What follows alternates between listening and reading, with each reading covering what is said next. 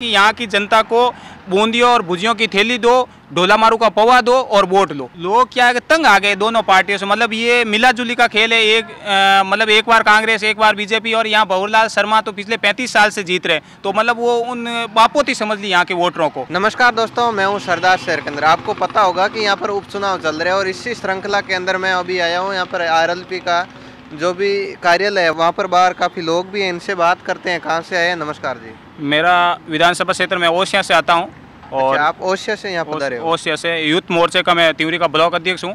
तो यहाँ पार्टी के जो सभी पदाधिकारियों को बुलाया, उस हिसाब से मैं यहाँ सरदार शहर में पार्टी के प्रचार के लिए आया हूँ। अच्छा, तो आप गांव-गांव में भी घूमे होंगे? मैं कल से करीबन 60-65 गाँव में घूम चुका हूँ। नेताजी के साथ था, पिछले 3-4 दिन से यही हूँ। और जिस हिसाब से यहाँ लग रहा है कि निश्चित तौर पे परिवर्तन होगा। सिर्फ एक कम्युनिटी की बात नहीं है, 36 कौम के लोग सोचते हैं कि नहीं, बदलाव इस बार बदलाव लाना है किसी भी तरह करके। अच्छा, तो बदलाव के मूड में है यहाँ की जनता। तो लोग ऐसा क्यों चाहती है कि भाई हम दो पार्टियों को छोड़ के तीसरी पार्टी को?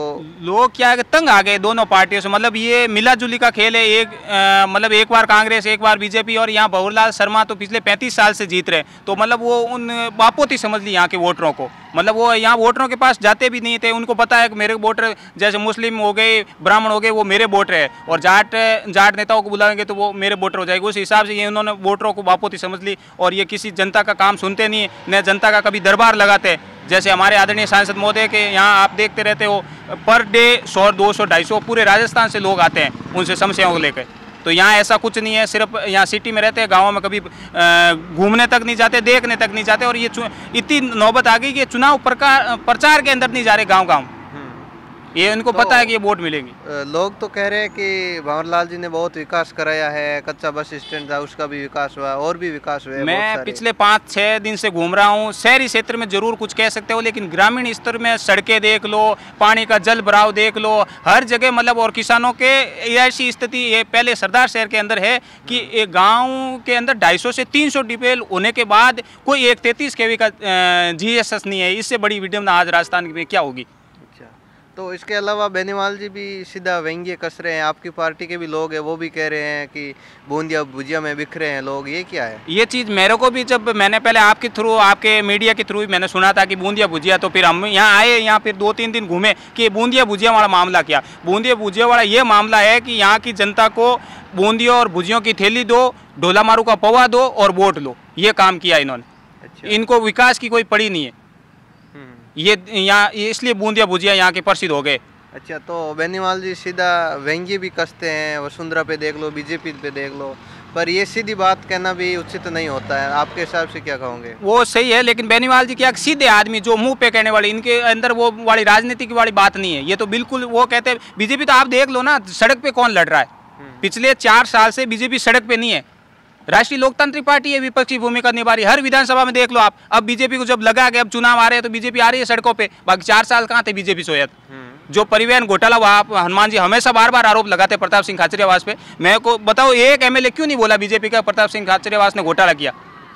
तो ये दोनों का मिली जुली का खेल है। और जातिवादी की बात करते हैं, हनुमान जी भी आप ये भी पूछोगे, मेरे को पता है, लेकिन जातिवादी की बात करते, अगर आप जातिवादी नहीं कर रहे हो तो यहाँ जाट नेताओं को, मेघवाड़ नेताओं को, मुसलमान नेताओं को क्यों घुमा रहे हो सरदार शहर में? आप तो जातिवादी करते ही नहीं हो।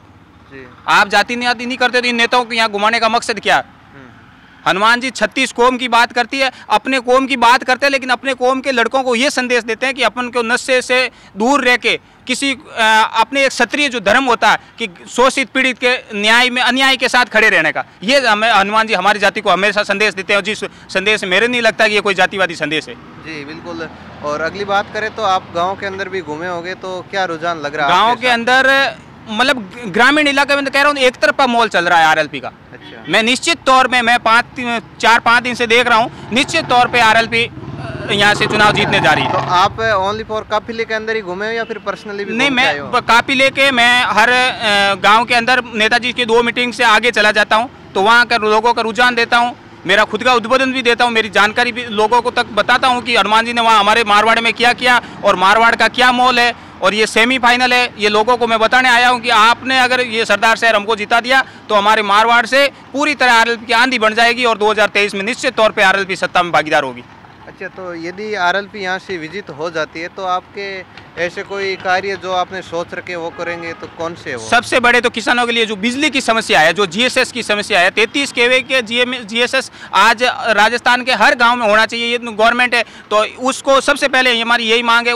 उसके बाद सड़कों की, ग्रामीण के अंदर सड़कों की बुरी हालत है। आप घूम रहे हो, पिछले कितना दिन से देख रहे हो, मैं 10-15 दिन से आपसे देख रहा हूँ, तो आप सड़कों की हालत देख लो। सबसे हमारा मकसद यही है, पानी, बिजली और सड़क, अच्छा, इस मकसद को लेकर चले आ रहे हैं। तो सर टाइम तो बहुत ही कम है, लगभग 1 साल 10 महीने बचे हैं, जिसके अंदर लालचंद जी को सेटल होने में भी टाइम लगेगा और उसके बाद में आचार संहिता भी लग जाएंगी। सेटल होना बहुत कम समय के अंदर ये वादे पूरे कैसे कर पाओगे? नहीं, बिल्कुल वादे तो पूरे किए और आगे किए। अगर जनता को तो इतना मौका मिला है कि 10 महीने के लिए तो चुन के देखो आरएलपी को, 10 महीने बाद आप चेंज कर देना अगर आरएलपी काम नहीं करे तो। ये भी हम जनता को बोल रहे हैं। हमें विश्वास है, भरोसा है, काम कोई सत्ता से नहीं होता, विपक्ष से नहीं होता। जो लड़ने वाला है विधानसभा के अंदर मजबूती से आवाज होता है, उसका काम होता है और वो हम बखूबी करते हैं। हमारे विधानसभा में देख लो, हमारी तो खींवसर पिछले 15 साल से सत्ता से दूर है। आज सबसे ज़्यादा विकास खींवसर में। हमारे ओसीएम देख लो, सत्ता में भागीदार है, लेकिन सड़कें देख लो, पानी देख लो, बिजली देख लो। कोई तो सर बात कर रहे हैं कि बेनीवाल जी हेलीकॉप्टर भी घुमाएंगे अभी सरदार शहर के अंदर। हेलीकॉप्टर घुमाने का ये मतलब है कि एक दिन में 5-7 सभा करनी और सड़कों का यहाँ इतना मतलब रुझान आपको बताइए गाँव के अंदर। और जो क्षेत्रफल की दृष्टि से ये जो क्षेत्र है विधानसभा का बहुत बड़ा है, इसलिए हेलीकॉप्टर से सभा है। 1 तारीख को 7 सभाएं करेंगे हनुमान जी, और निश्चित तौर पे उस 7 सभाओं के बाद माहौल एक तरफा हो जाएगा, ये मैं आपको वादे के साथ कहता हूँ। अच्छा, तो अब आज का दौरे कहाँ कहाँ रहेंगे, कितने गाँव के अंदर रहेंगे? आज हम नेताजी अब निकल चुके हैं। हमारों को तो गाँवों का प्रभार दिया है, तो हम ये आसपास के गाँवों में घूम रहे हैं, सिटी में भी घूम रहे हैं। तो नेताजी का आज 18-20 गाँवों का दौरा है और ये गाँव का दौरा आज लगभग सारे गाँव निबट जाएंगे नेताजी के। बिल्कुल, बहुत बहुत धन्यवाद साहब, धन्यवाद। तो दोस्तों आपने देखा सरदार शहर की ये स्थिति है और जो हालात थी वो भी भाई साहब ने बताई। और इसके अलावा आपने देखा होगा कि आरएलपी का एक तरफा रुझान भाई साहब बता रहे हैं। मिलेंगे नेक्स्ट वीडियो के अंदर, धन्यवाद।